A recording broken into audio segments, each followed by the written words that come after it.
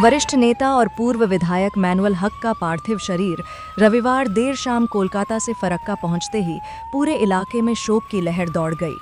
लोगों की आंखें नम थीं और हर कोई अपने प्रिय नेता की एक अंतिम झलक पाने के लिए उमड़ पड़ा।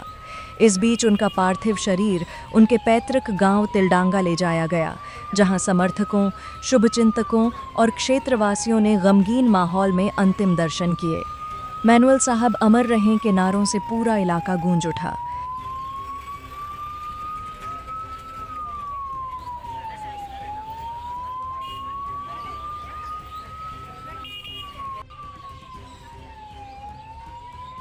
সেটা আপনি দেখতেই পাচ্ছেন, ওনার শোকে গোটা ফরাক্কা ব্লক, ফরাক্কা থানা শোকাহত।